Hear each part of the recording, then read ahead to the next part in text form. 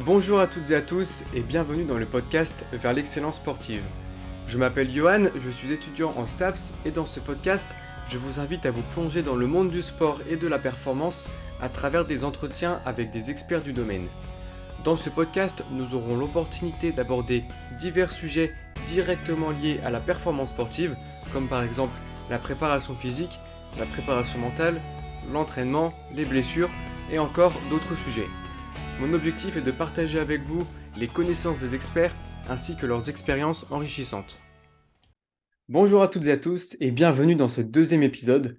Alors aujourd'hui nous allons accueillir Samuel Breton, Samuel qui est préparateur physique. Donc dans cet épisode, Samuel va nous parler de son parcours, comment il a été amené à se spécialiser dans la préparation physique. Nous allons bien sûr parler de préparation physique, voir un petit peu comment on peut l'optimiser et comment Samuel s'y prend dans les structures dans lesquelles il intervient. On va également parler de préparation mentale et on va aussi aborder un thème qui est l'équilibre de vie. Comment trouver un équilibre un petit peu quand on est quelqu'un qui est ambitieux, quelqu'un de très investi dans son travail. C'est pas toujours évident de trouver un équilibre, un juste milieu. Donc voilà, on va parler un petit peu de tout ça. Donc je vous laisse découvrir cet épisode et je vous souhaite une excellente écoute. Eh bien, bonjour à tous. Aujourd'hui, on a la chance d'accueillir Samuel Breton. Bonjour Samuel. Salut. Alors, première question classique, est-ce que tu pourrais commencer par te présenter, parler un peu de ton parcours et comment tu t'es spécialisé dans la préparation physique puisque tu es préparateur physique? Yes, déjà merci de m'accueillir, c'est cool. Moi jamais échangé, donc c'est intéressant de rencontrer de nouvelles personnes et pouvoir encore échanger avec de nouvelles personnes. Comme tu l'as dit, moi je suis prépa physique, donc je suis jeune, j'ai 24 ans. J'ai fait alors un cursus un peu classique. À la base, moi je suis handballeur de au bon niveau sans être exceptionnel. Et c'est ce qui m'a un peu donné envie d'aller vers le monde de l'entraînement quand j'ai compris que je serais pas joueur international de handball. Et en fait, suite à une blessure, je me suis un peu intéressé à la réhab et puis de plus en plus, j'ai exploré un peu ce milieu-là. Je me suis retrouvé en STAPS sans savoir que je voudrais faire préparateur physique à la base, hein. Je voulais juste en faire entraîneur, je savais pas trop. J'ai fait ma licence STAPS, mon licence STAPS à Brest, entraînement sportif, Master STAPS et Ops à Brest et après un DU en nutrition du sport à l'Université de Paris. Et en parallèle de ça, il y a des stages à faire en licence, en master, etc. Et j'ai eu la chance de le faire dans des structures de haut niveau grâce à des contacts que j'avais eus dans le hand, en pôle espoir et un petit peu après au Brest-Bretagne Handball. Et pour terminer, alors que je suis dans le hand et que paradoxalement, je pensais pas du tout aller dans d'autres sports, je me suis retrouvé au volley à Quimper sur l'équipe pro de volley féminin. Et à la suite de mon master, j'ai eu la chance, on va dire, ou en tout cas, j'ai provoqué la chance et j'ai réussi à trouver un contrat sur le volley et en parallèle sur le basket, parce qu'à Quimper, on a aussi une équipe de basket pro. Et en fait, depuis là, je vais commencer ma deuxième année au club, enfin ma troisième au volley, mais ma deuxième au basket, en tant que prépa physique sur les deux équipes pro. Donc le volley, c'est du volley féminin. La saison prochaine, on évoluera en Liga féminine, donc la première division. Et au niveau du basket, on était en Pro B cette année. Malheureusement, mauvaise saison. On descend en National 1, sauf si repêchage. Mais bon, on va dire qu'on est en National 1 pour le moment. Donc troisième division, mais pro également. Et en parallèle, je fais aussi un peu les centres de formation des deux clubs, surtout sur le volley. Donc ça fait pas mal de missions, mais c'est cool en tout cas. C'est comme ça que je suis arrivé Enfin, voilà un peu mon parcours pour arriver là où j'en suis aujourd'hui, qui est pas très très grand encore, hein, mais en tout cas, qui moi me plaît pour l'instant. Oui, ouais, ouais, c'est clair. Donc, donc tu t'es pas arrêté au master, donc tu as fait un DU en plus. Ouais, J'ai vu aussi que tu as fait notamment un post sur les réseaux où tu parlais du fait que tu étais vraiment passionné, que tu continuais sans arrêt de t'enrichir, de t'améliorer. ouais, Euh, yes. Par quels moyens, qu'est-ce que tu mets en place pour continuer à te développer et toujours essayer de t'enrichir? Bah, déjà, après, c'est un peu dépendant de chaque personne, hein, mais moi, le master plus que la licence, parce que la licence, c'est un peu plus du bachotage, où tu découvres un petit peu plus le milieu universitaire. Mais le master, c'est vraiment une step où tu vas pouvoir comprendre un peu plus en profondeur comment faire des recherches scientifiques, comment avoir un esprit critique vis-à-vis de ce que tu peux lire, de ce que tu peux entendre. Moi, c'est surtout ça que le master m'a apporté. Ça m'a donné les capacités maintenant pour faire le tri entre ce que je souhaite comprendre et assimiler et ce que je vois et qui me paraît moins pertinent. Mais aujourd'hui, tu vois, en sortant En vrai, c'était déjà le cas quand j'étais en licence et en master. Je m'intéressais à beaucoup de choses. En plus, on a eu le passage du Covid. Et pendant le Covid, il y a eu un nombre de webinaires, un nombre d'interventions sur les réseaux et sur Internet par plein de préparateurs physiques, par plein de chercheurs. Donc, c'était déjà je pense, l'avènement de ce genre d'événement. Moi, ça me plaît parce que c'est assez interactif et je l'avoue, je suis pas le mec qui va passer 6 heures à lire un livre. J'ai besoin d'échanger, j'ai besoin de bouger.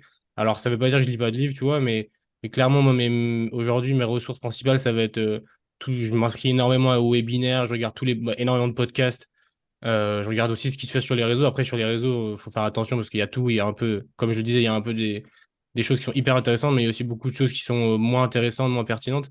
Mais clairement, aujourd'hui, moi, c'est tout ce qui se fait sur les réseaux, hein, les webinaires, les podcasts, Instagram aussi, il y a des bonnes ressources. Et en parallèle, je suis aussi friand de lecture. Après, moi, je passe moins de temps à lire des livres dans mes journées, mais j'ai chaque mois au moins un nouveau livre sur lequel j'essaie de me pencher parce que c'est toujours des références et puis on peut les garder après, tu peux travailler dessus. Et puis en parallèle, après, en ce moment, moi, je suis moins sur ce créneau-là parce que j'ai pas trop de temps, mais c'est clair qu'il y a aussi tout ce travail de veille scientifique, aller regarder un peu ce que dit la science. Aujourd'hui, j'utilise plus des moyens, je sais pas trop si tu connais ce genre de choses, mais des infographies qui sont faites par d'autres chercheurs. Je pense à Yann Lemeur, par exemple, qui va un peu prémâcher le travail. Il va te donner déjà des résumés d'études, comme ça tu perds moins de temps à aller lire des études sur Google Scholar ou PubMed, mais il y a aussi cet élément-là. Par exemple, si j'ai un questionnement sur, je veux dire une bêtise, sur le traitement des tendinopathies pour les volleyeuses, et ben peut-être que je peux aller voir ce que dit la science sur ce public spécifique, puisque on sait aussi que dans le sport de haut niveau, faire des généralités, ça marche pas. C'est-à-dire qu'une joueuse de volley qui joue en première division, elle n'a pas les mêmes qualités qu'un joueur de basket en troisième division, qu'un footballeur, Et donc, en fait, c'est important d'aller regarder s'il y a des études sur chaque public spécifique et après le confronter au terrain. Donc, il y a aussi cet aspect-là, aller faire un peu plus de recherche scientifique, ce que le master m'a apporté, quoi. Ok, ok, d'accord, super intéressant. Et toi, t'as pas voulu poursuivre en doctorat? La question, elle s'est posée rapidement. Le fait est que moi, clairement, l'objectif à la base de mon cursus, enfin, quand j'ai commencé à finir la licence, c'était vraiment de trouver un poste dans le sport pro. Moi, à la base, je pensais rester dans le hand. Et on va dire que quand l'occasion s'est présentée à la sortie du master, moi, je me suis dit qu'il fallait pas que je la loupe dans le sens où on sait que c'est un milieu qui est assez concurrentiel et il Ouais. n'y a pas forcément des postes partout. On a du mal à faire confiance aux jeunes. Donc, quand tu as l'opportunité, enfin, en tout cas, c'est ce que j'ai estimé, quand j'ai eu l'opportunité de rentrer dans le milieu en sortie de master, j'ai sauté sur ça, sachant qu'en plus, ça faisait quand même 5 ans que j'étais à la fac, commençais un petit peu à saturer, j'avais envie d'aller sur le terrain et de poursuivre le parcours sur le terrain. Maintenant, tu vois, c'est quelque chose qui pourrait m'intéresser de revenir sur une thèse par la suite. Plutôt une thèse de terrain. Clairement, je me vois pas retourner en labo pendant 3 ans et faire des recherches et rester hors des salles, hors des salles de muscu, hors des salles de sport co. Tu vois, ce serait plus un truc du type une application terrain, la gestion de la charge d'entraînement, par exemple, et trouver des outils à tester en parallèle avec un protocole scientifique, ça m'intéresserait. Mais clairement, je me voyais pas faire 8 ans d'affilée et je me voyais pas être loin des terrains parce qu'aujourd'hui, enfin, ce qu'on remarque quand même, c'est qu'il y a pas mal de gars qui font des masters et après ils font un doctorat et ils deviennent sport scientists et finalement ils sont plus consultants qu'intervenants sur une question. Je pense qu'il y a certains spécialistes qui vont faire je sais pas, des recherches sur le sommeil ou sur la nutrition ou sur la récup. Et suite à leur doctorat, c'est plus des consultants dans les clubs. On va les questionner sur des questions précises, mais on les considère moins comme des préparateurs physiques de terrain qui peuvent intervenir sur la partie muscu, la partie récup, etc. Donc, je pense que quelque chose qui m'intéresserait dans le futur, mais étape par étape, parce que ça prend du temps tout ça et c'est pas très facile enfin, je pense qu'il faut savoir aussi aller sur le terrain à un certain moment pour gagner de l'expérience parce que la fac, ça nous prépare pas forcément à ça non plus, à la réalité de terrain, quoi. Ouais. Puis comme tu dis, tu as eu des opportunités en général, vaut mieux les saisir. Donc tu as dit que Ouais. tu étais handballeur de base et donc là tu travailles dans le volley et dans le basket. Est-ce que tu pourrais un peu nous expliquer comment tu t'es spécialisé dans ces deux sports et comment tu as pu un peu analyser les activités, parce que la préparation physique, il faut quand même qu'elle soit spécifique au sport. Mhm. Comment tu as fait? Ouais. T'as communiqué, tu as lu des bouquins, tu as regardé des vidéos? Explique-nous un petit peu. Euh, Bah, après, déjà, il y a une première chose, c'est que, bon, quoi qu'on en dise, je suis pas parti dans pardon, dans le golf je suis quand même resté sur un sport de sport collectif d'intérieur sur terrain plutôt petit, même si voilà, le volley c'est plus petit que le hand et le basket c'est entre les deux. Mais ça reste des sports à dominant neuro, même si c'est vrai que sur le basket et sur le hand, il y a enfin, il y a une composante énergétique, on va appeler ça aérobie, même si aujourd'hui on ne le dit plus trop, mais il y a une composante aérobie qui est plus importante que sur le volley, on est vraiment sur du neuromusculaire. Mais ça n'a pas été finalement, tu vois, moi quand je suis arrivé en fin de licence 3, Master 1, c'était un peu la période où on m'a rabâché cet élément-là de dire, ok, si t'es pas dans ton sport, ça va être compliqué. J'avais des intervenants à la fac qui disaient la même chose, eux étaient spécialistes d'une discipline et que c'était compliqué d'aller dans d'autres disciplines et que fallait réussir à comprendre la discipline. Et en fait, moi je trouve que c'est un faux problème parce que la formation universitaire, ou en tout cas moi la manière dont je conçois la prépa physique, c'est pas dépendant de la discipline en premier lieu, surtout dépendant de la capacité de l'athlète et de l'expression athlétique des athlètes, dans le sens où je me pose plus la question de savoir comment va l'athlète et comment bouge l'athlète, comment il est physiquement, quel passif de blessure il a et qu'est-ce que son poste lui demande en fonction de ses capacités physiques, plutôt que de me dire, OK, comment les volleyeuses, de manière générale, font de la prépa physique, comment les basketteurs font de la prépa physique, parce qu'en fait, bah, ça a plus de sens pour moi. Je vais donner un exemple concret. Euh, Évidemment que c'est dépendant de la discipline, mais par exemple, je te donne l'exemple du poste de libéro au volet. Le poste de libéro au volet, c'est, pour ceux qui connaissent pas, c'est un poste un peu à part parce que c'est un poste où tu peux pas attaquer, tu as un maillot d'une couleur différente et tu fais que de la défense. Donc en fait, tu as très peu de sauts, enfin, t'en as quasiment pas, et tu as beaucoup de sprints courte distance. Or, si tu vas classiquement sur une prépa physique volet, tu vas dire, OK, il faut que je fasse de la prépa verticale parce qu'il y a que des sauts, il y a que des attaques, donc une grosse sollicitation au niveau de l'épaule. Et donc, je vais bosser là-dessus. Mais du coup, en fait, tu es dans le faux parce que sur ce poste-là, c'est pas du tout ce qui se passe. Donc, en fait, j'ai pas pris le truc en me disant, OK, il faut que je comprenne chaque demande du sport en général, mais je me suis dit, OK, il faut que je comprenne chaque poste et comment les athlètes à chaque poste s'expriment. Parce que pareil, tu vois, je vais avoir des ailières, donc des filles qui vont être en attaque au volet. Bah, je vais avoir une fille qui a un profil hyper explosif, gabarit moyen. Donc, sur du volet, ça va être, je sais pas, 1,80 m pour une fille. Bon, c'est déjà pas mal, mais dans le sport pro au volet, c'est pas très grand. Et bah, cette fille, elle va avoir des grosses qualités d'explosivité, elle va avoir des niveaux de puissance très élevés et je vais en avoir une autre qui va faire 1,90 m, qui va être beaucoup plus longiligne, beaucoup moins explosive, qui aura d'autres problématiques physiques. Donc en fait, pareil, la prépa physique peut pas être la même pour les deux. Évidemment, il y a des prérequis sur le volet par rapport à la détente verticale, sur le basket, sur le poste de deux meneurs aussi, une expression horizontale. Enfin, il y a d'autres choses qu'il faut prendre en considération. Et pour ça, moi, ce que j'ai fait, c'est que j'ai beaucoup échangé au début avec les entraîneurs, surtout au volley, parce que je connaissais, enfin, autant le basket, tu vois, je connaissais un peu plus. Le volley, c'était un sport où j'avais même jamais vu un match officiel. J'ai beaucoup échangé avec les entraîneurs, j'ai regardé ce qui se faisait, j'ai regardé des matchs, j'ai questionné des préparateurs physiques. Moi, aussi, ce qu'il faut savoir, c'est que j'ai eu la chance, quand je suis arrivé dans le volley, d'être accompagné, parce que bah, tu te doutes bien qu'un un entraîneur d'une équipe pro, il prend pas un jeune pour lui faire sa prépa sans être sûr que le gars va faire quelque chose de cohérent. Donc, en gros, quand moi je suis arrivé, ma première année, j'étais en stage. Et en fait, j'ai été tutoré par le prépa physique de l'équipe de France de volley. Donc en fait, ça m'a fait gagner un temps quand même parce que j'ai échangé avec ce gars-là de manière quotidienne. D'ailleurs, il s'appelle Laurent Delacour, c'est un mec qui est hyper compétent. Et tu vois, ça m'a fait gagner beaucoup de temps aussi. Donc je pense que les échanges que j'ai eus avec les pros de chaque discipline ont été quelque chose d'hyper important pour moi. Mais je suis persuadé, et en tout cas, c'est pas ma vision du tout de dire ok, je suis spécialiste d'une discipline, donc je suis prépa physique foot, je vais rester dans le foot toute ma vie. Je trouve que c'est hyper limitant comme manière de voir les choses. Et moi, justement, je trouve que c'est trop cool de pouvoir avoir, par exemple, peut-être une petite, des petites préférences pour le hand à la base, parce que je suis handballeur, mais cette capacité à aller ailleurs et à apporter ce que j'ai du hand aussi pour amener dans les autres disciplines et voir différemment la chose.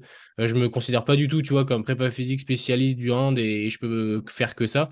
Après, il y a aussi autre chose, c'est que, bah, je dis ça, mais je suis quand même resté dans des sports assez similaires en termes de demande, alors que je suis pas passé au ski de fond, tu vois.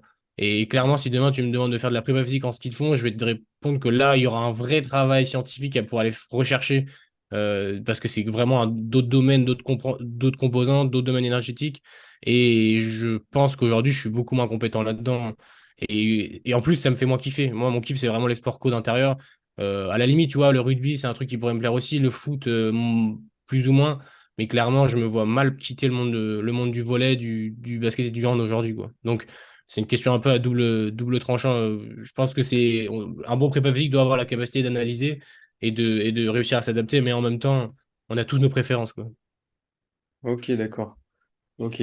Et est-ce que tu te souviens comment t'as commencé, comment t'as démarré dans tes deux structures? Est-ce que ça a été facile? Comment tu t'y es pris un peu pour analyser les besoins des athlètes, etc. Alors, tu vois, pareil, même aujourd'hui, ça change tout le temps. J'ai pas de. Même aujourd'hui, alors, je suis encore jeune, tu vois, donc j'ai pas non plus une expérience incroyable. Donc, je suis obligé de compenser cette expérience par aller regarder ce qui se fait ailleurs, aller questionner, demander aux autres préparateurs physiques plus expérimentés, aller regarder ce que disent les expérimentés, même au niveau scientifique. Euh, un petit problème de. Non, c'est bon. Et en gros, ce que j'ai fait, moi, en arrivant au volet, c'est que déjà le préparateur physique, le cours qui m'a accompagné m'a beaucoup aidé. Mais ce que j'ai essayé de faire, c'est d'adapter ce que je faisais déjà dans le hand au volet en regardant un peu les sollicitations. Ce qu'on avait fait en arrivant, il y a le staff médical aussi qui m'a aidé parce que eux étaient là depuis plusieurs saisons, donc ils comprenaient aussi les contraintes en termes de pathologie plus que moi, parce que moi j'ai arrivé. Et ce qu'on a fait, c'est que j'ai fait mes tests, j'ai fait mes phases de test en relation avec le prépa physique qui me tutorait. En gros, lui, il était au Pôle France à Toulouse, donc il n'était pas présent avec moi, mais il m'aidait à distance. Ou en tout cas, il me conseillait à distance. Donc, j'ai fait mes phases de test, j'ai gardé ce qui me semblait pertinent pour les volleyeurs, enfin, les volleyeuses dans le cas présent. Et après, je suis parti sur. Comme j'étais vraiment bien accompagné, j'étais pas tout seul, tu vois. J'étais pas perdu en mode, OK, qu'est-ce que je vais faire? Ça a été plutôt facile. Après, il y a quelque chose qu'on n'apprend pas à la fac, c'est que finalement, la prépa physique, on fait quasiment tous les mêmes choses, sauf grosse erreur. Et c'est pas le plus compliqué. Le plus compliqué, c'est vraiment la gestion d'un groupe. Parce que moi, j'arrivais, tu vois, quand je suis arrivé, j'avais 21 ans. J'arrivais sur une équipe pro d'un sport que je connaissais pas, en ayant 21 ans, en étant encore universitaire, dans une équipe où il y avait la moitié de l'équipe qui parlait pas français. Or mon anglais était pas encore au point. Dans un staff que je connaissais pas, dans une ville que je connaissais pas. Autant dire que les premières séances collectives, quand tu dois gérer ta séance, t'as un peu la pression avant la séance, t'as peur de faire de la merde, t'as peur de dire des bêtises, de pas faire face, quoi. Donc c'est surtout cet aspect-là qui a été plus dur à gérer que l'aspect, tu vois, technique du métier de prépa physique, parce qu'en fait, ça faisait 5 ans que j'attendais que ça, quoi. Ça fait 5 ans que j'attendais qu'on me donne des responsabilités, qu'on m'insère, et en fait, là-dessus, ça s'est plutôt bien passé. C'est plus l'aspect humain, il a fallu que je me prenne en assurance et que j'assume, que je me dise, OK, je suis pas, j'ai eu un peu le syndrome de l'imposteur en mode, OK, qu'est-ce que je fais là? C'est trop grand, trop vite pour moi, parce que je me rends bien compte que quand Master 2, il n'y a pas beaucoup de personnes qui ont la chance d'être sur une équipe pro dès le départ, tu vois. Donc, c'est plus cet aspect-là qui a été dur à gérer que l'aspect technique sur lequel, bah, en vrai, je savais déjà un peu vers où je voulais aller, quoi. Ok, d'accord. Donc ouais, mais c'est vrai qu'à l'université, on n'a pas beaucoup Non, de cours sur l'aspect humain, comme tu dis. Alors que les non, aspects techniques, tout ça, ouais, c'est vrai qu'on a pas mal d'apports. Donc hmm, voilà. non, c'est clair. J'avais une question par rapport à la planification. Comment tu gères un peu par rapport aux compétitions? Je ne sais pas si tu as des compétitions chaque week-end, tu pourras me le dire. Comment tu Ouais. gères les phases de préparation physique? Est-ce que tu as quand même des phases de développement ou alors, à l'inverse, il faut que tu assures plutôt la récupération, la prévention de blessures parce que Ouais. justement, tu as des compétitions rapprochées? Super question. Alors, sur enfin, les deux championnats, comme c'est deux championnats pro, il y a des matchs toutes les semaines. Ok. Mais il y a des petites particularités. Tu vois, le volley, cette année, on avait un match par semaine, donc le week-end. Des fois, on avait la Coupe de France qui arrivait le mardi, mais au final, soit tu fais quelques tours, tu vas en finale, et ça passe. Il n'y a pas beaucoup de matchs en semaine. Donc, c'était globalement beaucoup, beaucoup le samedi. Alors que sur le basket, c'était plutôt deux matchs par semaine sur les grosses phases. Et sinon, un match par semaine, donc un match le week-end. Donc mardi, vendredi ou mardi, samedi. Donc en vrai, c'est un format assez classique de sport collectif pro, hein. Donc c'est un truc que je connaissais déjà. Ce que j'ai fait par rapport à la planif, alors moi, enfin là, tu vois, en étant un peu réaliste, idéalement, moi, ma vision de la prépa physique, c'est une vision où je vais individualiser à fond. Euh, Athlète par athlète, poste par poste, où on va prendre en considération les pathologies, où on va essayer de développer spécifiquement l'athlète. Sauf que la réalité de terrain, c'est que là, aujourd'hui, j'ai deux équipes pro, donc 12 et 12, 24, plus un centre de formation à 8, donc 32, plus des fois l'autre centre de formation aussi. Donc en fait, je me retrouve à chaque semaine devoir m'occuper de quasiment 35, 40 athlètes. Et en fait, tu peux pas individualiser dans ton emploi du temps quand tu as 40 athlètes, c'est impossible. Donc tu es obligé de faire des concessions, donc tu es obligé de réfléchir à des solutions pour faire en sorte que bah, ça avance dans le bon sens, mais que tu sois pas submergé par le travail. Moi, cette année, tu vois, honnêtement, j'ai une longue saison parce que j'ai eu peu de jours de repos, j'ai beaucoup couru entre les deux structures pour réaliser bah, mes missions. Et donc, pour répondre à ta question, la saison, elle se divise, tu vois. Il y a la pré-saison, on n'a pas forcément de match officiel, on a les matchs amicaux, mais bon, c'est une phase de développement, de remise en charge et de développement. Donc, ça peut durer 4 à 8 semaines, ça dépend du sport, ça dépend aussi de la saison. Mais en gros, cette phase-là va être une phase où moi, je considère qu'il faut remettre en charge les athlètes, sachant qu'ils ont quand même normalement eu un programme à faire tout seul. Mais on sait très bien que même les athlètes pro, ils ne le font pas forcément de manière très assidue. Donc, je suis obligé de repartir sur une planification qui me permet de remettre en charge les athlètes. Donc, c'est classique, hein, des trucs que je ne réinvente pas la roue, c'est des trucs assez classiques. Sur cette période-là, du coup, je suis plus sur une périodisation linéaire dans le sens où j'ai le temps de remettre en charge, de passer, si je veux faire un petit cycle d'hypertrophie, de puissance, de force max, si je veux augmenter les sollicitations en plio, faire de la plio extensive, après aller sur du plus intensif. Donc, je dis des bêtises, mais faire de l'absorption, des sauts en contrebas, après faire des sauts en contre haut, nous remettre du drop jump, des death jump, des genres de trucs. Ça, je peux le mettre on va dire, j'ai le temps de le remettre en charge, ce qui est plutôt cool. J'ai le temps de faire des tests, donc j'ai le temps aussi de mettre des protocoles en place par rapport aux pathologies, protocoles de mobilité, protocoles de renforcement spécifique, en relation avec le staff médical. Donc la pré-saison, c'est une vraie phase où j'ai le temps de faire les choses et on va être sur une phase de développement, si on peut dire, pour faire en sorte qu'en début de saison, on soit prêt. Le truc, c'est qu'aujourd'hui, avant, on parlait beaucoup de sport, de pics de performance. Or, on sait très bien que les sports co, c'est pas des pics de performance. On a une saison qui est longue. Alors, les coachs peuvent demander d'être prêts sur un match spécifique, mais en vrai, c'est très compliqué de dire, OK, toute l'équipe va être prête ce jour-là. Il y a trop d'interdépendance. Par contre, le but, c'est d'essayer de faire en sorte que toute l'équipe soit à 90% de sa capacité max toute l'année, tu vois. Donc, on parle plus de sport à contrainte permanente. Et ça, c'était l'objectif d'arriver en début de saison, que toutes les joueuses et tous les joueurs soient prêts. Et ensuite, durant la saison, c'est vrai qu'on est plus sur des logiques de maintien des niveaux de force pour éviter les blessures, de prophylaxie, même si j'aime pas trop ce mot, mais en tout cas de mitiger le risque de blessure. Et ça demande du coup des adaptations et on est moins sur du développement athlétique et forcément, après ça dépend aussi des profils. Un athlète qui a 21 ans, il va être plus sur du développement qu'un athlète qui a 34 ans. Donc c'est dépendant aussi des blessures, de l'âge, des objectifs. Mais moi, dans ma conception, je diffère pas trop les deux. Dans le sens où, pour moi, tu vois, par exemple, un des meilleurs moyens de prévenir les blessures, c'est faire du travail de force. Alors, le travail de force, ça veut tout rien dire, hein. Ça peut être du travail de force max, ça peut être du travail de mobilité, ça peut être du travail d'hypertrophie. Tout est entre guillemets force.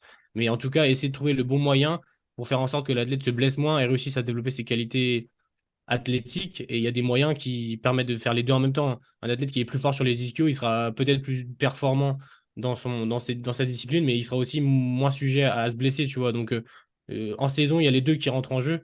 Mais c'est vrai qu'on passe moins de temps à réfléchir à comment développer et on a moins de résultats maintenant. Moi, c'est pareil, j'ai pas un système, comme je te l'expliquais en pré-saison, c'est plus linéaire, donc il y aura peut-être des cycles. Et durant la saison, il y a beaucoup moins de cycles. C'est-à-dire que je vais pas mésocycle, macrocycle. Je me pose moins cette question-là. Je suis plus en vrai, je suis plus dans l'urgence de dire, OK, qu'est-ce qu'on a besoin de faire cette semaine pour que samedi prochain, ils soient à peu près performants, les gars. Qu'est-ce qu'on fait sur 2 semaines, sur 3 semaines, mais c'est tout. On planifie jamais plus que sur 2 ou 3 semaines. Et tout peut changer. C'est-à-dire que je peux très bien avoir planifié ma semaine et en fait, la veille au soir, l'entraîneur principal, il décide de tout supprimer parce que les gars ont fait une séance de merde. Du coup, il veut les faire charbonner un peu plus au niveau basket. Et en fait, tout est remis en cause. Ta séance, elle est défoncée. Il faut réfléchir différemment. Donc, en saison, c'est plus compliqué. Mais dans mon système, je suis quand même, j'ai des inspirations un peu. Alors, je pense que peut-être certains connaîtront, peut-être que toi tu connais, hein. Il y a des gars comme Kevin Ferreira, c'est un mec qui est suisse sur Instagram, c'est un mec c'est un Suisse qui est prépa physique dans le sport pour des sportifs individuels. Et il a une approche hybride, c'est-à-dire que pour lui, et du coup pour moi, parce que je me suis beaucoup inspiré de son travail, en saison, tu peux travailler sur différentes composantes. Tu peux être sur du développement et en même temps de la prophylaxie. Tu n'es pas obligé de faire OK, 3 semaines de force max, 3 semaines d'hypertrophie. Tu peux travailler l'explosivité, la force max, puis l'hypertrophie dans la même séance.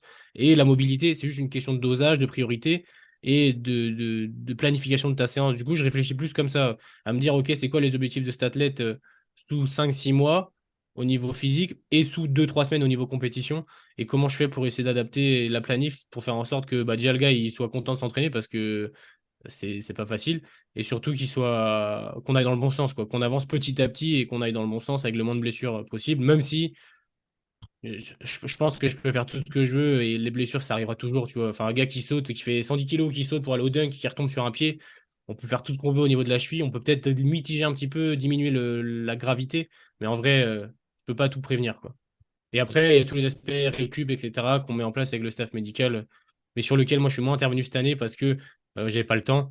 Mais clairement, après, tu vois, il y a des trucs classiques, hein, sommeil, nutrition, et après tous les process un peu passifs, bain froid, massage, etc., qui sont mis en place dans les deux structures. Moi, je suis pas un énorme fan de multiplier Enfin, je considère qu'il vaut mieux éduquer l'athlète et faire en sorte que l'athlète comprenne qu'il faut bien dormir, qu'il faut bien manger, qu'il faut bien s'entraîner et de manière intelligente, donc bien gérer la charge d'entraînement. Et ensuite, tous les autres trucs, c'est du plus. Mais en vrai, un athlète n'a jamais été meilleur ou s'est jamais moins blessé parce qu'il s'est fait masser 1 heure après l'entraînement, en vrai. Mais bon, ça, c'est culturel aussi. Ouais, vaut mieux privilégier l'hygiène de vie. Et Totalement. t'as parlé du bain froid. Pour ceux qui nous écoutent, je les invite à aller sur ton podcast, écouter le podcast sur les bains froids que tu as fait. Ouais, C'est très intéressant. Je mettrai les liens en description. Je voulais ouais, revenir sur une notion que tu évoquée tout à l'heure, l'absorption. ouais. Est-ce que tu pourrais nous expliquer un petit peu ce que c'est? Ouais, l'absorption, c'est juste c'est un terme pour c'est un terme joli pour dire quelque chose de simple, hein. C'est juste tous les drops, c'est-à-dire se laisser tomber au sol et avoir la capacité d'emmagasiner de l'énergie. On sait que tu vois, c'est des choses que là j'ai commencé sur avec les athlètes que durant la off-season. Là, c'est des trucs qu'on fait en premier lieu, c'est-à-dire cette capacité à tolérer cette énergie. Alors, elle va être absorbée par les tissus tendineux et tissus musculaires. C'est quelque chose qui est pour moi fondamental avant de passer sur des demandes plus pliométriques, des contre-mouvements de jump, de la plio plus intense, dans le sens où on sait que ça va permettre d'augmenter la capacité des tissus à tolérer les contraintes et surtout, même dans ça c'est plus une logique du coup de prévention, mais dans une logique de développement, on sait aussi qu'un athlète qui réussit à emmagasiner le plus d'énergie sur la phase excentrique, il peut mieux l'exprimer sur la phase concentrique, donc avoir plus d'expression athlétique. Donc c'est juste des sauts et tu vois, la progression elle est simple, hein. Tu peux commencer à 2 pieds et tu surcharges, après tu passes à 1 pied. On a vu pas mal sur les réseaux passer des mecs en ce moment comme ça qui font des drop jumps à une hauteur de ouf et qui réussissent à pas se péter, mais parce qu'ils ont des énormes capacités à absorber l'énergie. Et on sait que sur du basket et sur du volley, c'est fondamental, quoi, parce ils ont un nombre de sauts et un nombre de réceptions exceptionnel. Et tu vois, en off-season, je considère qu'on a le temps de charger ça, alors que durant la saison, ils ont tellement déjà de sauts, de sprints, que si je commence à mettre encore plus de sauts et de sprints durant mes séances de prépa physique, je risque d'aller sur de l'overload et avoir des pépins, des tendinopathies, des trucs comme ça. Donc là, la off-season, c'est propice à ça. Et la pré-saison, c'est aussi propice à ça parce que, en vrai de vrai, les athlètes durant la off-season, souvent, ils font pas grand-chose. Alors certains vont s'entretenir, ou alors ils vont faire des programmations de prépa physique, mais ils vont pas avoir la même charge d'entraînement. Donc si tu dis une volleyeuse, ok, t'as rien fait, ou t'as fait du beach pendant 2 mois, et tu arrives sur le terrain, sur le Terraflex, et tu fais 50 sauts le premier jour, bah, tu es sûr que le lendemain, elle va venir à dire, oh, j'ai mal aux chevilles, oh, j'ai mal au tendon d'Achille, oh, j'ai mal aux genoux, et en fait, c'est la merde, quoi. Donc réfléchir à comment faire en sorte qu'on progresse petit à petit pour arriver à ces contraintes. Ok. Je voulais un peu basculer sur un autre sujet où tout à l'heure tu Ouais. disais qu'on parlait plus trop comme ça par rapport au processus énergétique. Parce que nous, à la fac, on nous apprend aérobie, anaérobie, etc. Selon toi, on voit la chose différemment maintenant? Alors, déjà, pour tous ceux qui sont intéressés par ces jeux-là, et toi aussi, tu pourras aller voir le taf de Sean Seal, c'est Upside Strength sur Instagram et sur YouTube, il fait des webinaires et tout. Pour moi, c'est la référence aujourd'hui en francophone sur le travail énergétique. Euh, la nomenclature aérobie, anaérobie, lactique, alactique, moi aussi je l'ai appris à la fac. Elle était déjà un peu remise en cause, je pense. Moi, j'étais pas au fait. Et en fait, c'est en cherchant un peu après, en regardant ce qu'il faisait, enfin, de ce qu'il se disait, que maintenant on sait que les efforts énergétiques, donc métaboliques, cardiovasculaires, on l'appelle comme on veut, ils sont plus clivés. Enfin, il y a plus, on peut pas dire que soit tu fais un effort aérobie, soit tu fais un effort anaérobie. Tout est mis dans le même cycle. C'est Mm. juste à des niveaux différents, quoi. C'est juste ce que j'aime bien, c'est l'image du robinet. Il y a plus ou moins d'eau de chaque robinet qui sort à chaque moment, mais dès la première seconde, même si tu fais un sprint à haute intensité, le système aérobie il rentre en jeu en fait. Donc dire que quand tu fais des efforts à basse intensité, longue distance, t'es que sur de l'aérobie, t'es en majorité sur de l'aérobie, oui c'est vrai, mais t'es pas que sur de l'aérobie. Du coup, si on est pointilleux dans les termes, bah, si par exemple tu dis ça, moi je suis, alors tu vois, on pourra en reparler, mais moi je suis beaucoup moins spécialiste de l'approche énergétique parce qu'en vrai de vrai, dans mes sports, c'est pas la priorité. Enfin, en tout cas, dans ma philosophie de la prépa physique, c'est pas la priorité. C'est quelque chose qui me plaît moins aujourd'hui d'aller faire des recherches sur ces choses-là. Et puis, je l'applique beaucoup moins sur le terrain. Mais par contre, c'est clair que si tu dis à un mec qui fait du marathon, oui, effort aérobie, anaérobie, si l'entraîneur il a un peu actualisé, il va dire, bah non, c'est faux, tu vois. Maintenant, à la fac, on l'utilise encore. certains vont dire que les profs de la fac sont pas à la page. Moi, je me dis aussi que c'est un bon moyen pour faire comprendre, tu vois, pour faire le premier step. Quand tu fais je sais pas, je dis un exemple. Pour un athlète, tu peux pas lui demander de faire de l'excentrique rapide si t'as pas déjà fait avant, si tu l'as pas déjà préparé en faisant de l'excentrique lent, en faisant d'autres exercices, tu vois, d'autres types de sollicitations. Bah, je me dis que c'est pareil pour nous en tant qu'entraîneur, on peut pas tout comprendre dès la première année et peut-être qu'il y a des steps et du coup la première step c'est de parler avec l'ancienne nomenclature, donc aérobie, anaérobie, etc. Mais bientôt, je pense que ça va être amené à évoluer et qu'on va plus parler différemment, tu vois. Alors, faut regarder, il y a une vidéo que Upsa Strain, il a fait sur YouTube qui dure 40 minutes, je pense, qui explique vraiment les différents leviers sur les efforts métaboliques, qui est hyper intéressant. Tu vois, on entend plus efforts glycolytiques, ce genre de choses, c'est d'autres nomenclatures, mais en vrai, c'est pour dire la même chose, hein. Dans le fond, on dit la même chose. Donc, c'est juste une question de mots, mais c'est important, je pense, des fois d'utiliser les bons mots parce que il y a du sens derrière, quoi. C'est comme, tu vois, je fais un autre exemple. Aujourd'hui, on parle plus de tendinite. En tout cas, on parle plus de tendinite dans les sports où je suis.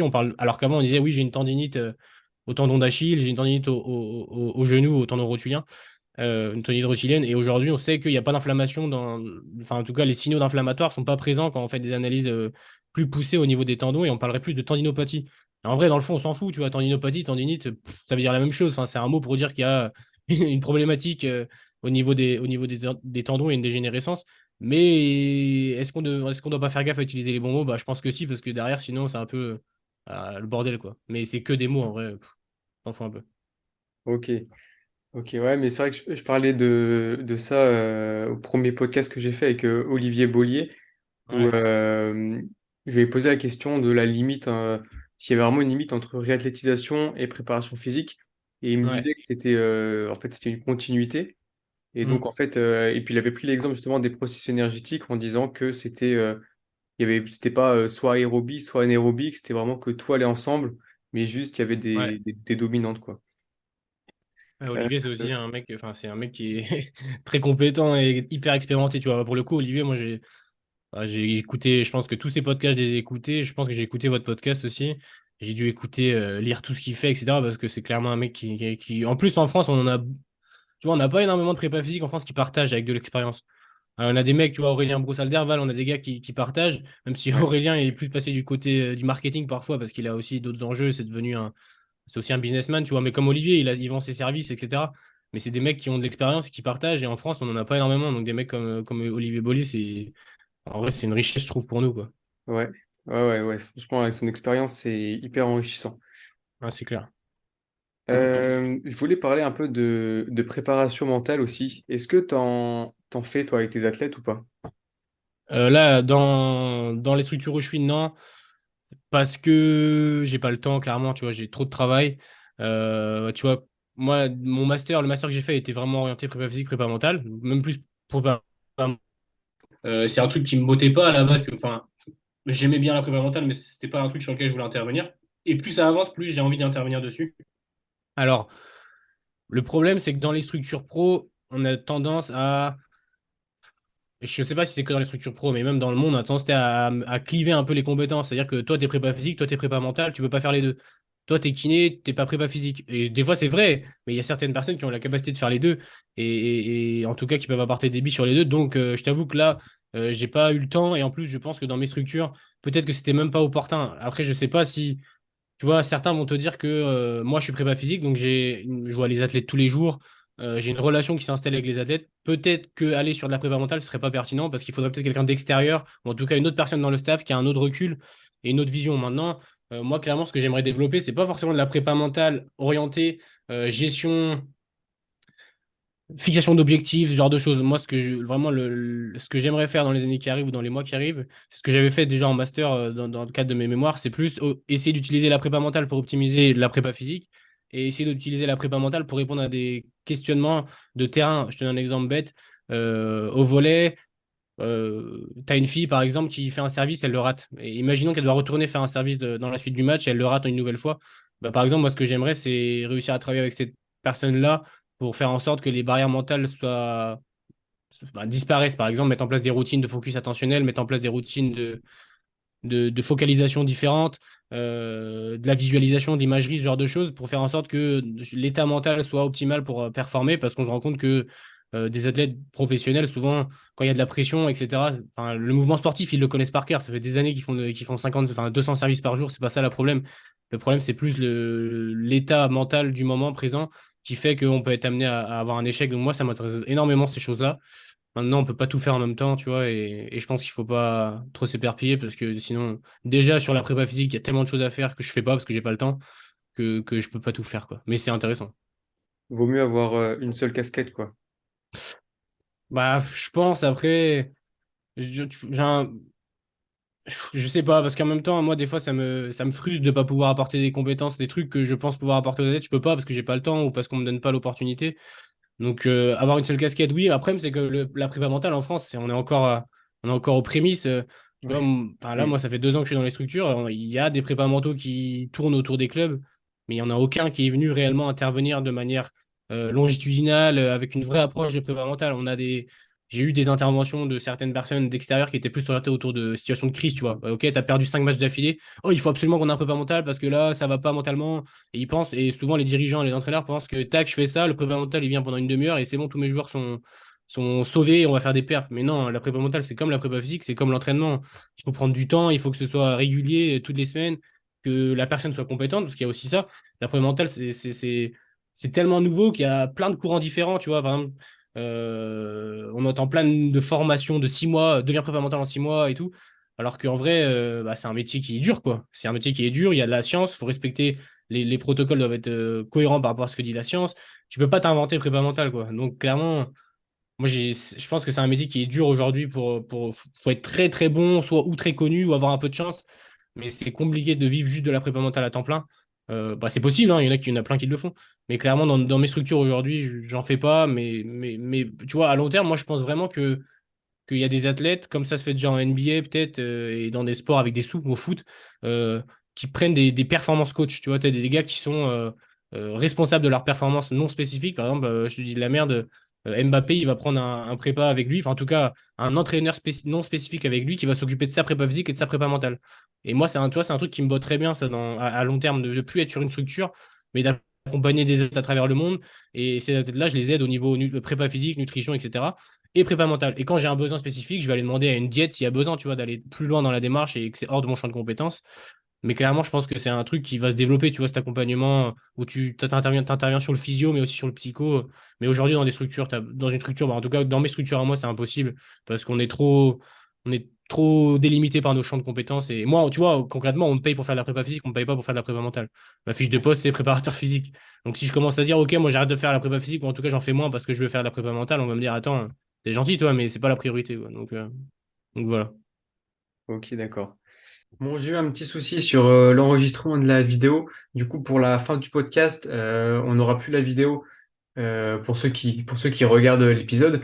Et voilà, on aura une petite modification au niveau du son. Voilà, on aura un son un petit peu moins bon. Mais voilà, je m'excuse par avance. Mais voilà, mais je vous laisse continuer avec le podcast et je vous souhaite une bonne fin d'écoute pour cet épisode. Ok, alors je voulais parler avec toi d'un autre thème un peu plus général que moi m'intéresse beaucoup et tu en avais parlé aussi sur Instagram à un moment. C'était un peu sur l'équilibre de vie. J'aimerais avoir un peu ton avis, comment tu gères un peu cet équilibre entre le sport, la vie professionnelle, même tes deux structures, la vie personnelle, le fait aussi que tu continues de t'auto-former. Comment tu arrives à trouver cet équilibre ou tendre vers un équilibre? Parce que c'est quelque chose qui est pas très facile quand même. Ah, c'est très dur, tu vois. C'est marrant que tu me dis ça parce que hier j'étais au téléphone avec un copain à moi qui me disait, lui il est dans le triathlon, entraîneur de triathlon au Pôle France. Et pareil, on parlait de ça, de cette difficulté à trouver un équilibre parce qu'on est des métiers où, alors, on va dire des métiers passion, mais évidemment que c'est une passion, mais ça reste un métier et c'est très compliqué de trouver un équilibre, tu vois. Moi déjà, dès le parcours STAPS, je me rendais compte que même en STAPS, certains ils ont plus ou moins d'investissement dans les études. Moi, ça m'est arrivé en STAPS de me dire, ok, non, je sors pas, c'est mort parce que je veux taffer et j'ai des objectifs, tu vois.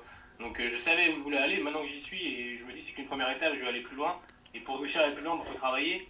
Et du coup, il faut travailler, répondre aux exigences des structures, mais en plus se former. Donc ça prend, honnêtement, c'est 24-24. Enfin, tu vois, moi, je pense que j'ai pas une journée où je me pose pas 1000 questions. Et c'est bête, mais je vais être dans la rue, dans ma tête, je vais penser à quel planning je vais faire à la saison prochaine, et ma copine, elle va me dire, mais mec, arrête là, on est en vacances, pense à autre chose. Et moi, je suis en train de penser à ça, ou alors, je vais voir une piscine, je vais me dire, ok, est-ce que le bain froid, c'est vraiment utile? Enfin, tu vois, donc je pense que faut faire, et en vrai, il faut faire attention, parce que tu vois, cette saison, j'ai dû avoir 2 week-ends dans l'année complet. Et le reste du temps, à Noël, j'ai eu 4 jours de pause. Enfin, honnêtement, j'ai eu des semaines longues, j'ai pas eu beaucoup de jours de repos. Mais paradoxalement, j'ai kiffé parce qu'en vrai, c'était ce que je voulais. Mais Ouais. du coup, en termes d'équilibre, j'en ai pas eu du tout. Tu vois, j'ai clairement mis en avant mon travail et ma passion. Maintenant, je pense qu'à long terme, ça marche pas parce que tu vois plein de mecs qui font des burn-out, tu vois plein de mecs qui pètent un câble. Et j'ai pas envie d'arriver là, tu vois. Donc, clairement, je pense qu'il faut essayer de trouver un équilibre avec des passions à côté, avec des moments, des temps. Surtout que c'est assez marrant parce que souvent, dans la prépa physique, on est les premiers à dire à nos athlètes oui, il faut passer du temps en nature, il faut se reposer, il faut déconnecter. Et nous-mêmes, on ne le fait pas forcément parce qu'on n'a pas le temps, parce qu'on est à fond. Et donc, je pense que c'est important de trouver d'autres choses. Moi, cette année, je t'avoue que moi, après, j'adore m'entraîner. Donc, je pense que dans mes journées, le moment où je déconnecte, c'est quand je m'entraîne. Mais c'est pas suffisant parce qu'en fait je suis dans les mêmes structures, je m'entraîne là où je travaille parce que j'ai la chance d'avoir des salles de muscu, etc. Donc je pense qu'à long terme il faut que je trouve autre chose, un truc qui va me permettre de déconnecter concrètement. Mais aujourd'hui je t'avoue qu'en étant jeune, en étant encore tu vois, à fond dans le truc, j'ai pas trouvé. Aujourd'hui je fais tout à fond et je me dis ok bon on verra plus tard si c'est dangereux pour ma santé à moi, mais clairement l'équilibre il est vraiment très dur à trouver. Surtout qu'en plus alors ça, c'est un sujet c'est peut-être tabou, après moi je m'en fous un peu, mais clairement, la prépa physique, aujourd'hui, on est souvent les personnes dans les clubs sportifs qui ont fait le plus d'études, parce que c'est pas à critiquer le reste des staffs, etc., hein, parce que chacun a son parcours, mais dans la prépa physique, souvent les gars aujourd'hui, c'est des masters ou des doctorats, donc des gars qui ont fait bac plus 5 bac plus 8 donc on parle souvent de gars qui ont quand même un peu travaillé pour arriver là. Mm. Les entraîneurs, souvent c'est des anciens sportifs ou c'est des mecs qui ont fait des parcours fédéraux, c'est pas forcément, je connais peu, en tout cas moi dans mon entourage, j'ai jamais rencontré un entraîneur d'une équipe pro qui a fait un master ou qui a fait un doctorat, tu vois. C'est Ouais. souvent des mecs qui ont des parcours différents. Donc ils comprennent pas forcément non plus, ils ont pas forcément la même approche. Et je reviens à ce que je voulais dire, c'est aussi un poste où on est souvent pas payé très. Enfin, faut être honnête, hein, aujourd'hui la prépa physique, c'est pas le métier, quand t'es en club en tout cas, t'es pas le gars qui est le plus payé du club, t'es même plutôt le gars qui est le moins payé du club. Les athlètes, c'est ceux qui gagnent le plus, les entraîneurs, ils vont gagner plus. Les kinés, le métier de kiné rémunère bien quand même. Donc en vérité, en plus, tu travailles beaucoup, tu gagnes pas beaucoup. Enfin, tu vois, moi je travaille pas pour les sous, mais en fait, à un moment, il faut aussi vivre, tu vois. Et Ouais. quand tu vas discuter avec les parents, ils vont te dire, mais attendez, c'est cool le travail, mais tu peux pas bosser 70 heures par semaine ou 60 heures par semaine pour gagner quasiment. Enfin, pour gagner ta vie, hein, tu peux vivre convenablement. Mais pas. Enfin, tu gagnes pas 10 000 € par mois, tu vois. Donc il y a aussi un équilibre à trouver, et tu vois, on entend pas mal de jeunes, même de prépa moins jeunes aujourd'hui, qui se tournent vers, dont Olivier il fait ça aussi, hein, qui tournent vers la formation et qui se tournent aussi vers des programmes à distance, du suivi à distance, parce que concrètement, tu travailles moins et tu gagnes plus, quoi.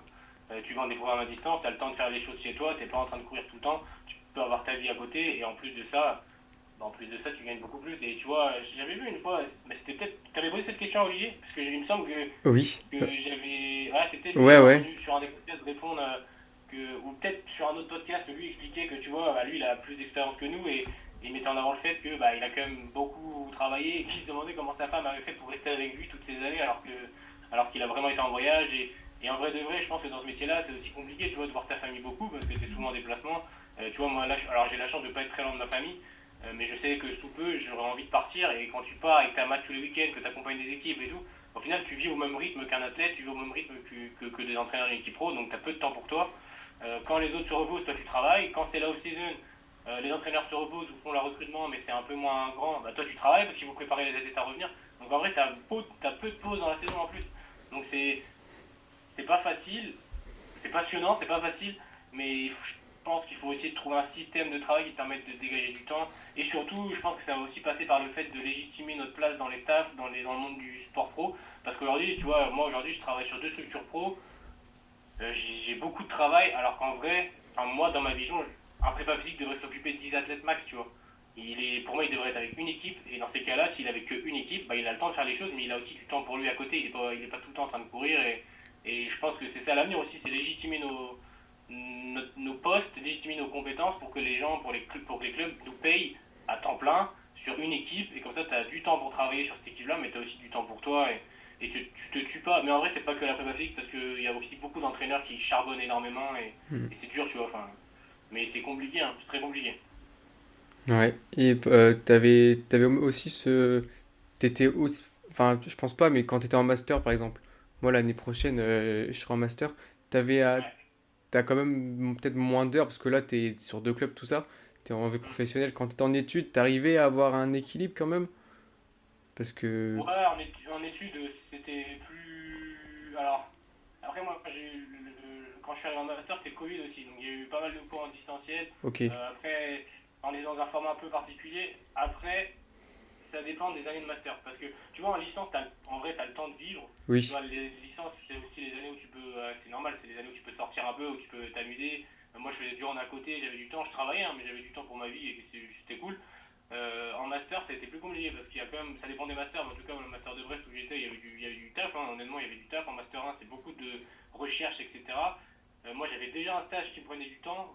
Normalement, en début de master, tu es sur des stages qui prennent pas beaucoup de temps, tu vois, tu es sur des stages de une ou deux fois dans la semaine, en tout cas réglementaire. Mais si tu veux aller 15 fois, tu vas 15 fois en fait, parce que c'est comme tout.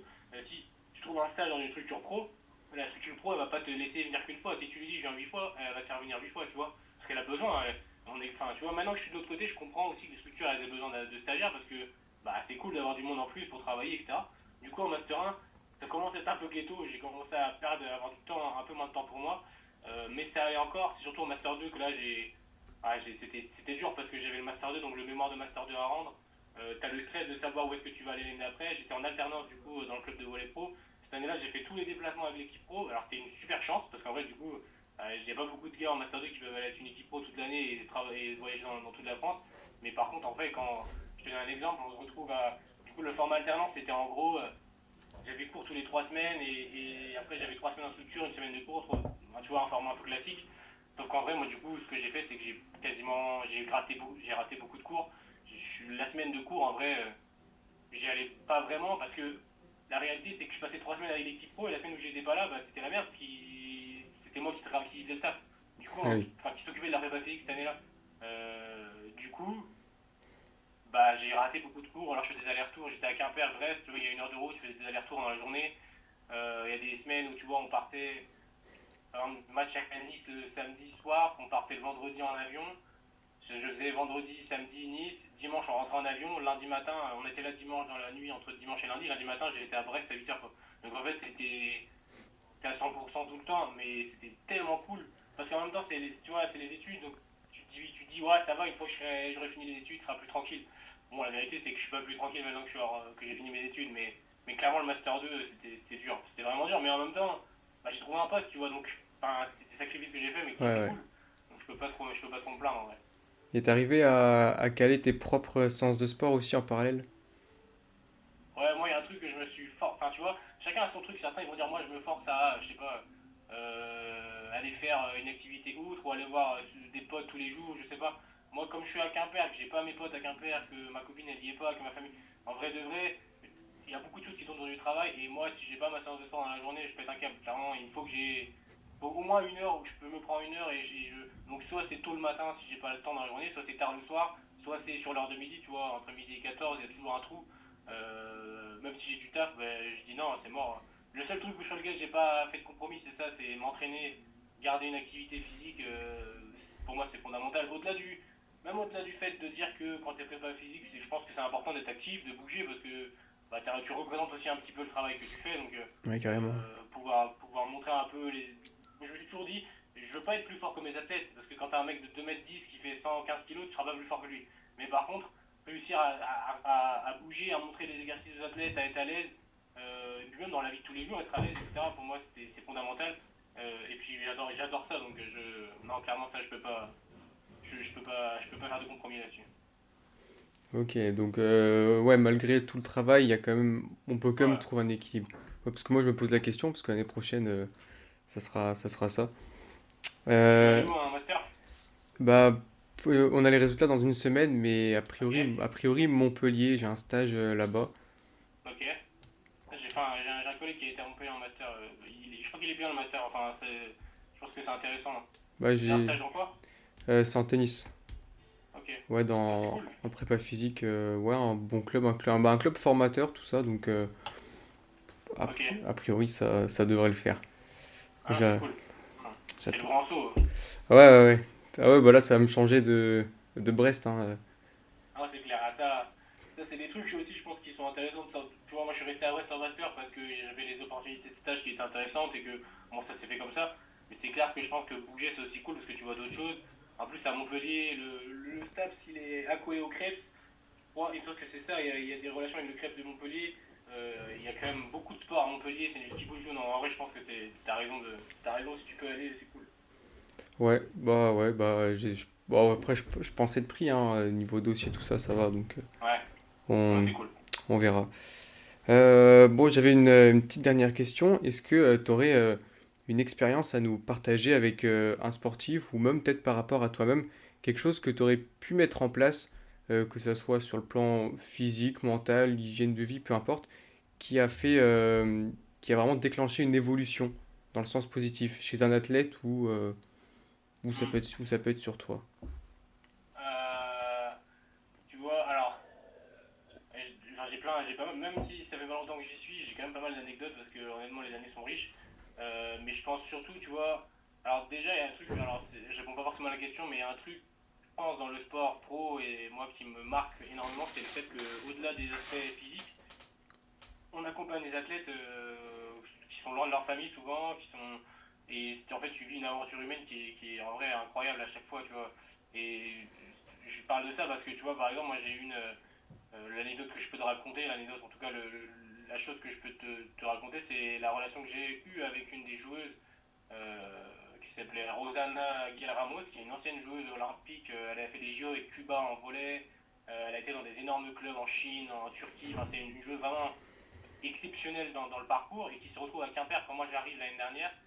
Alors que Quimper, on évoluait en deuxième division à ce moment-là. Tu te poses la question, tu vois. Enfin, souvent, Mbappé, il va pas aller en Ligue 2 normalement. Enfin, j'extrapole, mais même si ça reste pro, la Ligue 2, bah, faut être réaliste quand un joueur exceptionnel, il se retrouve pas dans un championnat de seconde zone, on va dire. Et en gros, elle arrive là parce que blessure au genou depuis plusieurs saisons, maladie qui s'installe, prise de poids, elle fait des tests en première division en France, elle est rejetée. Et en gros, nous, on commence la saison en août et elle arrive fin août parce qu'il nous faut une joueuse en plus et qu'elle vient de se faire virer de son club en fait. Et elle arrive là, et moi, dis-toi, j'ai 21 ans, je parle moyennement anglais, je me retrouve face à une cubaine qui fait 1m95, 100 kilos, qui a une expérience, qui a fait les JO, qui a fait un, et on me dit, bon bah, t'as un mois, et tu dois la remettre sur pied parce que dans un mois, les compétitions, et nous on la prend, mais il faut jouer en fait quoi. On la paye pas pour qu'elle soit blessée, et là elle a 10 kilos de trop, elle a le genou pété, on doit travailler. Et moi je suis là et je dis ok, bon, qu'est-ce qu'on va faire? Mm. Et en gros, on bosse avec elle pendant un mois. Alors, la rencontre est top, tu vois, c'est une fille qui est géniale. Au début, je suis hyper impressionné, c'est hyper. Enfin, tu vois, enfin, clairement, c'est une fille, elle a pas du même monde que moi, quoi. Elle a un parcours incroyable, un parcours incroyable de vie aussi, parce que Cuba, historiquement, on connaît un peu les problématiques qu'il y a eu à Cuba au niveau politique, au niveau géopolitique, tout ça. Et elle a 33 ans en plus, donc, non, 30 ans, donc elle a vécu des choses avec sa famille, etc. Enfin, tu vois, ça dépasse le cadre du sport, tu vois. Et on lit une relation d'amitié, on travaille beaucoup, elle perd 10 kilos, quasiment 12 kilos cette saison-là. Son genou, ça faisait 5 ans qu'elle n'arrivait plus à fléchir le genou, qu'elle pouvait plus sauter. En fait, c'est une joueuse, tu vois, avant qu'elle soit blessée, qui sautait hyper haut, qui faisait 1m90, qui était hyper puissante. Et en fait, maintenant, elle pouvait sauter beaucoup moins, elle avait des douleurs tout le temps. Chaque post-match, c'était une galère. Et en gros, on bosse énormément avec le staff médical. Moi, je me renseigne sur comment je peux faire pour l'aider, quels outils on peut faire aujourd'hui d'un point de vue prépa physique pour essayer de réhabiliter un petit peu l'état de son genou. En gros, elle a un genou qui est proche de la prothèse, tu vois, elle a les ménisques détruits, enfin, c'est une catastrophe. Donc on travaille, et au final, la fin de saison se passe, elle fait une super saison. Enfin, une super saison. On s'entend par rapport à son niveau passé, non, mais en tout cas, elle est pas. Elle joue, quoi. Et la fin de saison arrive, et en fait, tu vois, elle hésite à partir parce qu'elle a d'autres propositions et au final elle reste.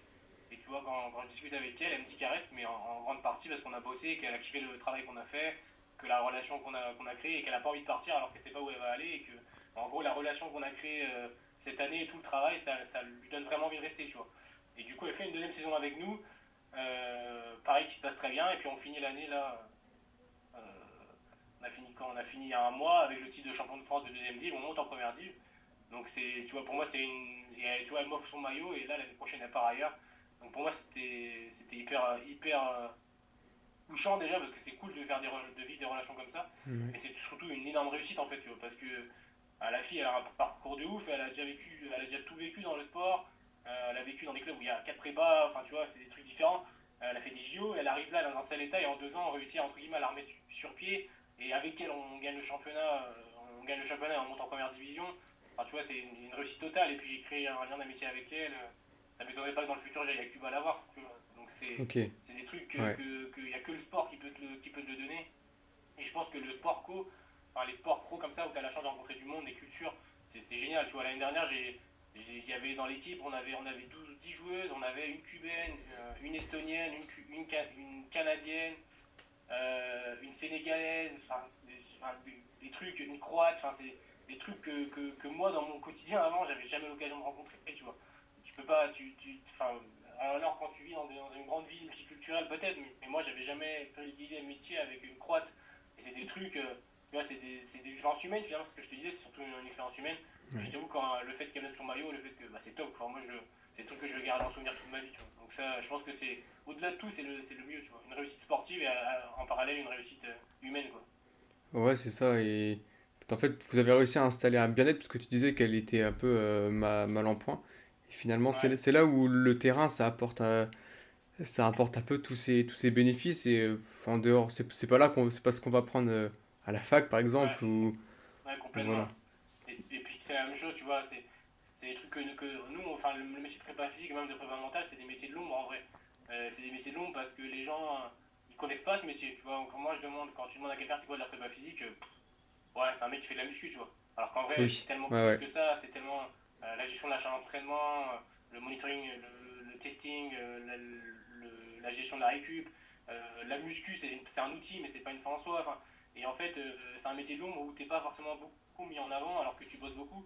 Et c'est ce genre d'événements qui font que bah, tu sais pourquoi t'es là, quoi. Tu te Ouais. dis, ah ouais, non, c'est cool, on est champion, la fille, elle arrive en mal en point, elle te remercie. Alors elle dit, attends, c'est génial, j'ai jamais vécu ça avant, j'ai vachement progressé, etc. Et tu te dis, et peut-être qu'elle extrapole, mais c'est pas grave. Donc tu prends ce que tu as à apprendre et t'es Oui, oui. content. Et honnêtement, ça c'est des. Et de l'autre côté, ça c'est positif, mais il y a des événements des fois qui sont plus durs, il y a des blessures, il y a des choses, et là faut ramer et c'est plus dur. Mais bon, faut savoir prendre ce qu'il y a à apprendre et clairement, tu vois, enfin, moi c'est des trucs que je souhaite revivre et c'est aussi pour ça que je fais ce métier-là, quoi. Ouais, ouais, c'est clair. Ouais, c'est hyper enrichissant. Mais t'as de la chance déjà d'avoir vécu ça, parce que Ouais, t'as quelques années d'expérience, mais ouais. t'en as peut-être qui ont 10, 20 ans d'expérience, qui ont peut-être pas vécu ça, donc Ah, clairement, mais tu vois, c'est pour ça que moi je suis hyper impatient, je suis hyper ambitieux, j'ai envie de plein de trucs, j'ai envie de bosser, j'ai envie de. Tu vois, si demain tu me dis va en NBA, moi je vais en NBA, tu vois. ouais, Mais, mais le truc, c'est qu'il faut savoir être. Et ça, je l'apprends à mes dépens un petit peu, il faut savoir être patient et reconnaissant de ce qu'on a, parce que tu vois, là, cette année, je regardais un petit peu dans le championnat de volley pro où j'étais et dans le championnat de basket, bah, il y a des prépas, ils ont 50 ans et ça fait des années qu'ils bossent pour avoir un poste à ce niveau-là. Et là, ils sont là, c'est leur goal, tu vois, enfin, c'est leur goal ultime, ils sont contents. Et moi, j'ai arrivé là, c'est pas un peu, c'est de la chance un peu, tu vois aussi. J'ai été au bon moment, au bon endroit, je suis arrivé à un moment où le staff se fait virer et du coup, ils cherchaient un mec en alternance pour les aider. Et je suis arrivé au bon moment, au bon endroit, j'ai bossé et j'ai fait mes preuves. Mais c'est un petit facteur chance aussi, il faut savoir. Je pense que dans ce métier-là, les rencontres, certains vont appeler ça du piston à certains moments, tu vois, ou des liens sociaux, les connaissances que tu fais, c'est hyper important. Mais en vrai de vrai, à aucun moment je me suis dit que j'avais mérité pas ça parce que enfin, j'ai charbonné en ouais, vrai en licence et en master, j'ai charbonné vraiment. Et tu pourras, enfin moi, quand je parle avec les profs, quand je parle avec tout le monde me disait, mais ça, t'as charbonné comme un porc, c'est pas étonnant que t'aies eu ça. Mais en fait, c'était de la chance, mais peut-être qu'on la provoque un peu la chance aussi, en fait, je je sais pas, pense, mais ouais, je pense que oui. il y a un peu de tout. Mais en tout cas, c'est clair qu'il faut savoir être reconnaissant de ce qu'on a en restant ambitieux, je pense, parce qu'en vrai, il y a que, je pense que nos propres limites dans ce milieu-là, c'est nous-mêmes. On peut réussir. T'entends beaucoup de personnes qui disent que ah, mais non, c'est un métier où il n'y a pas de place, c'est mort, tu peux pas réussir et tout. Mais non, c'est juste qu'il faut charbonner et attendre que l'opportunité vienne et la saisir. Mais il y a de la place quand on a vraiment envie, il y a de la place, je suis sûr. Après, il y aura des hauts et des bas, c'est sûr, mais bah, c'est une carrière comme une autre, quoi. Ouais. Mais c'est vrai qu'en plus, bon, master, je peux pas dire, mais en licence, moi, j'en ai pas vu beaucoup à la fac tu sais, qui en veulent, quoi, qui travaillent Ouais, non. tout ça. Pour ça, Normalement, en master, t'auras quand même plus de gars qui vont être déter parce qu'il y a quand même ouais, un écrémage qui se fait. ouais, c'est clair. Je pense que tu te casses pas la tête à faire 5 ans d'études si c'est pour rien vouloir derrière. Hmm. Alors qu'en licence, il y a aussi beaucoup de gars qui sont là, ils savent pas trop ce qu'ils font là, tu vois. Ils sont Ouais, là, bon, je suis en stage, c'est cool. Alors qu'en master, c'est moins le cas quand même. Mais bon, même en sortie de master, c'est compliqué pour certains de trouver du taf. Et puis regarde, moi je suis pas. Alors c'était aussi un choix que j'ai fait à la fin, mais je suis pas à temps plein, tu vois. Voilà, c'est un de mes objectifs, c'est d'être à temps plein. Et je suis pas à temps plein, je fais demi-temps. Alors c'était un choix parce qu'en vrai, j'aurais pu rester sur un temps plein au volet et que je voulais ouvrir mes horizons et aller dans le basket pro aussi. Mais n'empêche que c'est pas tout rose non plus. Faut se rendre bien compte de ça. Il faut charbonner pour réussir, mais en vrai de vrai, c'est tellement cool que c'est largement tous les bénéfices en contrepartie sont suffisants, quoi. oui, et puis même, je pense que quand. Bah, moi, j'ai vu ça quand. Surtout L2, surtout L3, je pense aussi, que tu bosses sur des sujets qui te plaisent, et finalement, Ouais, genre, t'apprécies travailler, même des fois, t'as pas l'impression de travailler, ouais, c'est ça. et Ouais, c'est complètement ça. c'est super cool. C'est ce que j'avais dit sur les réseaux il y a pas longtemps, et que clairement, moi j'ai pas l'impression d'aller au travail, tu vois. Et en plus, quand on est jeune dans ce milieu-là, on a du mal à te faire confiance, on va te dire oui, t'es pas forcément légitime, oui. Et c'est dur d'accepter que ça prend du temps de trouver d'avoir de la légitimité aux yeux de tout le monde, alors que, en vrai de vrai, ça fait quelques années déjà que je bosse beaucoup pour pouvoir réussir à me perfectionner moi-même. Mais c'est vrai que, tu vois, quand j'ai eu mes entretiens avec les dirigeants en fin de saison, truc normal, tu vois, pour parler des contrats des années suivantes, on a mis en avant le fait que j'avais beaucoup travaillé et que j'avais pas pris du temps, assez de temps pour moi et qu'il fallait qu'on voit. Et moi, ce que je leur ai répondu, c'est que c'est clair, mais c'est un choix de moi. Enfin, je savais que j'allais dans ce projet-là et que Ouais. j'allais beaucoup bosser, mais j'ai pas l'impression d'aller au taf, tu vois.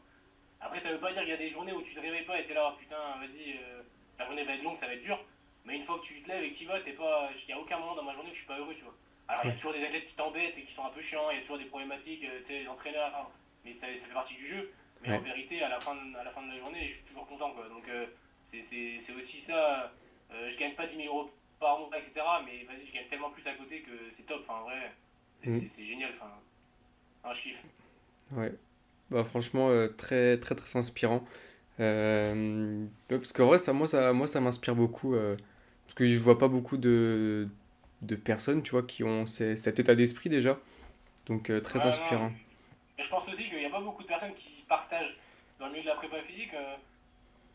T'as l'impression, en tout cas, c'est l'impression que j'ai, c'est que si t'es jeune et que tu partages, tu risques de te heurter à des gens qui vont dire ouais, t'es jeune, t'as pas la légitimité pour partager ce que tu fais, ou Mhm. pour dire que t'es ambitieux, ou pour dire que t'es. Et du coup, c'est compliqué. Alors que si on était tous en train de partager entre nous, on grandirait beaucoup plus vite, tu C'est vois. clair. Moi, Ouais. tu vois, Instagram aujourd'hui, c'est quasiment plus un réseau amical, c'est quasiment. Moi, tout mon Instagram, quasiment, c'est que des prépas physiques qui m'inspirent ou des gens qui m'inspirent, tu vois. Mais des jeunes, il n'y en a pas beaucoup. Tu vois, j'ai interviewé hier Louis Bourli, tu pourras aller voir sur Instagram, c'est un prépa qui est sur le CF de Bourg-en-Brest sur le basket. C'est pareil, le gars, il est jeune, mais ce qu'il fait, c'est super. Enfin, je pense qu'il faut aussi oser, quoi. Il faut oser dire on a envie de réussir et on se donne les moyens et on fait des choses pour. Et enfin, un moment, c'est cool. L'initiative, tu vois, tu as monté ton podcast. Moi, en licence 3, j'aurais pas osé faire un podcast. J'aurais pas. Tu vois, je l'ai fait cette année et c'était parce que j'avais envie de partager avec plus de gens. Mhm. C'est déjà une super première étape, tu vois. Donc en vrai, c'est cool, je trouve. Ouais. Ouais, en vrai, j'avais l'idée depuis un moment, et puis je me suis dit pour approfondir les Ouais, connaissances, et j'ai trouvé que des points positifs, en fait. Donc, je me suis dit, ouais, bon, c'est clair. vas-y, c'est parti, et Ouais, tu voilà. fais bien. Et puis en plus, tu rencontres des gens, ça te fait des liens. Sur le moment, tu parles avec des gens, je trouve que c'est cool, tu peux leur poser des questions. Tu vois, moi, quand j'écoute des podcasts, c'est pour ça que j'ai fait un podcast, et je me disais, ok, j'écoute des podcasts, mais des fois j'ai des questions, bah, je peux pas la poser parce que c'est Oui. pas moi qui interview. Ouais. Du coup, Euh, j'ai qu'à créer mon podcast, et comme ça, je pourrais échanger avec des gars, et puis ça fait des relations, des connexions. Tu vois, c'est faire des connexions. c'est clair. Peut-être que je dis de la merde, hein, mais peut-être que dans 5 ans, je changerai de club et il faudra un prépa dans mon club, et je dirais, ok, bah, lui, je savais, il est passionné, je vais peut-être le questionner, qu'est-ce que tu fais aujourd'hui, et tu vois. Est-ce que ça t'intéresse ce poste-là? C'est comme ça que ça marche, hein. C'est que comme ça que ça marche. Ouais. Euh, si demain t'envoies ton CV, t'arrives à Montpellier, t'envoies ton CV au Montpellier Handball, t'inquiète ils vont dire attends, on te connaît pas, on s'en fout. Alors que si le prépa, tu le connais, et nanana, c'est comme ça que ça marche. Donc pour moi, c'est ça, c'est la meilleure manière pour pouvoir faire des relations avec des gens, quoi, clairement.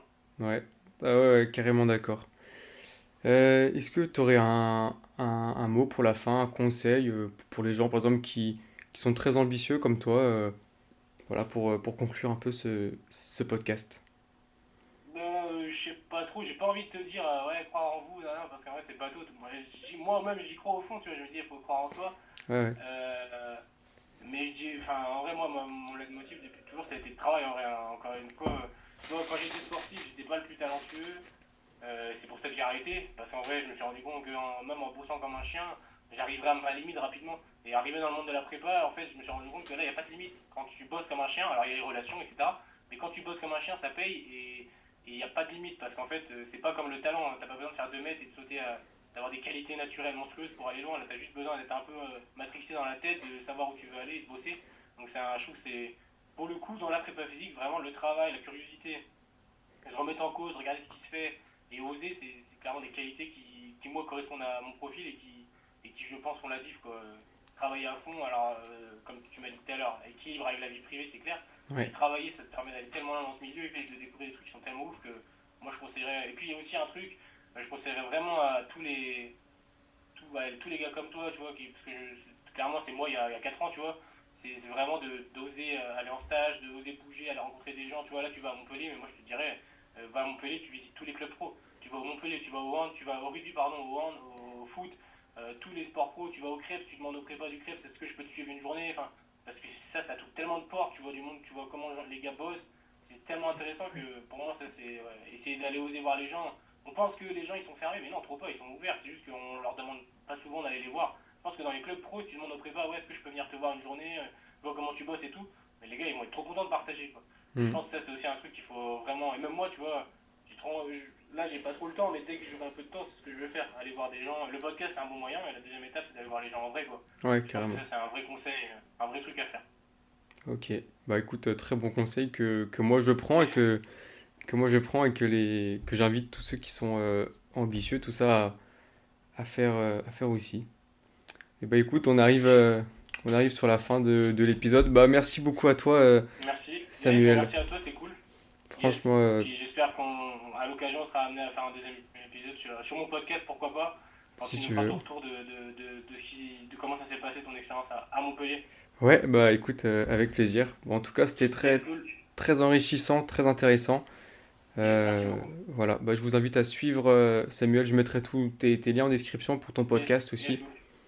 Ouais, ok. Voilà. Et Ok, bon bah, bah à plus ouais, à et plus. on reste en contact. Avec plaisir. Yes, Allez, salut. salut, à bientôt. Merci d'avoir écouté cet épisode jusqu'à la fin. J'espère que cet épisode vous a plu et que vous avez appris de nombreuses choses. Si c'est le cas, je vous invite à vous abonner et à laisser une évaluation au podcast. Vous pouvez également retrouver Samuel Breton pour le suivre sur les réseaux et également aller écouter ses podcasts qui sont très intéressants. Vous trouverez toutes les informations dans la description. Je vous remercie encore une fois pour votre écoute et je vous dis à très bientôt pour un nouvel épisode.